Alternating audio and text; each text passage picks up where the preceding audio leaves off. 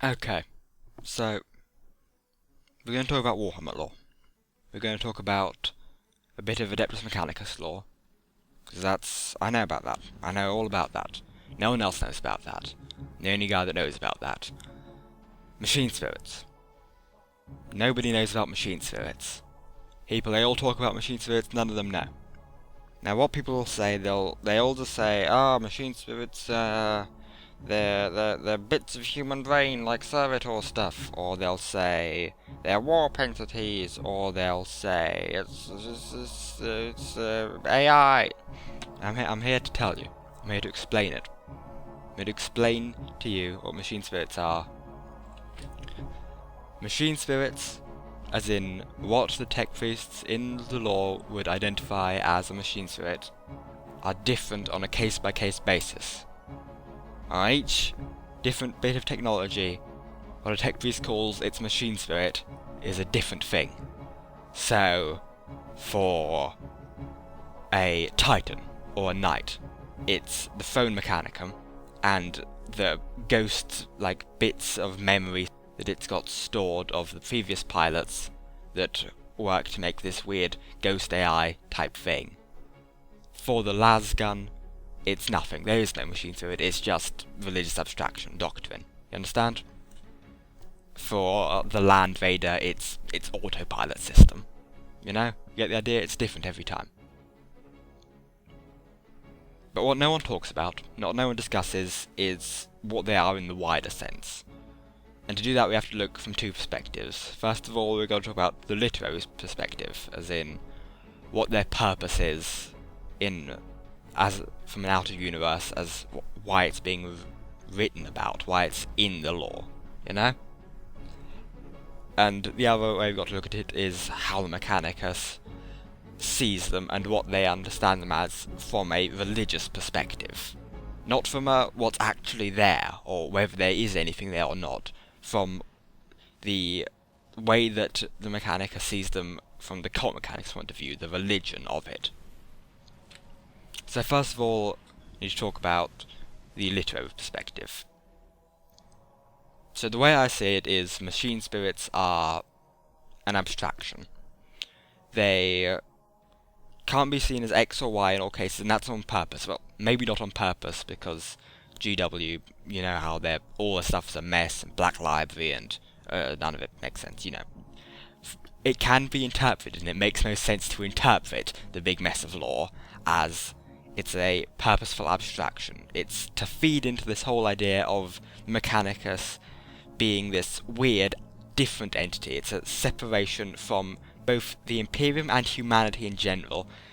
You can see this, just look at any John Blanche picture, the old stuff of Mechanicus stuff, and you can tell there's clearly an intent for these guys to seem inhuman and weird and strange and this perverted sense. Even in their whole core concept, it's this perversion of science and religion just mashed together. And so that's the idea, you know? It's to add to the mystery and the esotericism of the Mechanicus, and to feed into that, you know? So it's just a flavour piece. It's more flavour for them, another layer of weirdness. Understand? And the whole point is it sometimes is actually there with things like the phone mechanicum stuff going on. That's what makes it sort of the intriguing, and how you get and feed into that mix of faith and empirical science mushed together that is the whole theme behind the Mechanicus. So now then we need to look at what it is from an in-universe perspective, talking about, again, the religious idea of it, what the Mechanicus, from a doctrinal perspective, understands them to be. And to do that, we've got to look at the 16 universal laws, which are pretty much one of the few really concrete bits of sort of religious teaching that we can say applies to the whole thing with Mechanicus. You know, it's sort of like a Ten Commandments equivalent kind of thing, you know? And the thing with that is, it's got a bunch of definitions in it, which is useful. So, on that, Law 2, the Mysteries, states, The spirit is the spark of life. So from this we can surmise that the machine spirits are what give life to the machines. Now, this can be interpreted as being a form of soul for the machines, though not in the warp sense of it, but the religious sense of that. And as well, what makes the machines work from a religious viewpoint, based on the Mechanicus' rather open definition of life, which first law states life is directed motion.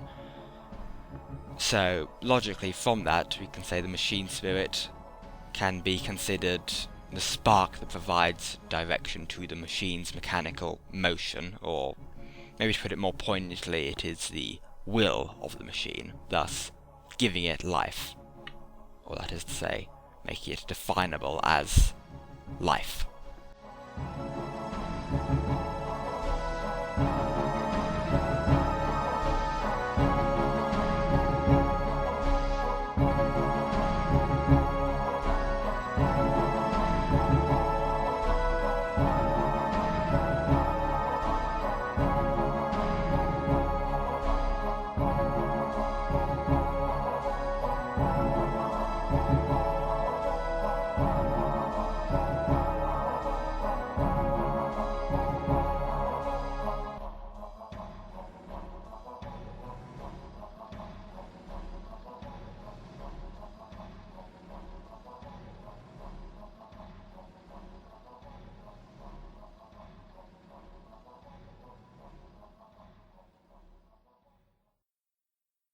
Oh, you're still here. I just wanted to let the song play out. It's there's a link to it in the description. It's a good song.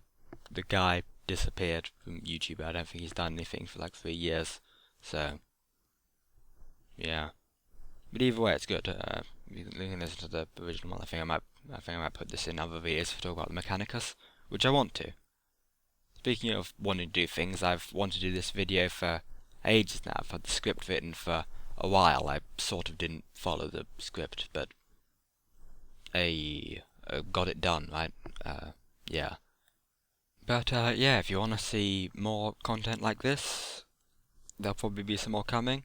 There'll also probably be some, more meme content coming, other stuff like that. Probably gonna maybe do some more of that podcast. That was interesting. I think I did. We're going to do some fun stuff with that. We've got some ideas. Hopefully the production values will be a bit better next time. But hey, we'll see. So, like and subscribe and comment, guys. Oh god, I feel like such a shill saying that. Alright, see ya. I'm getting infested by machine spirits.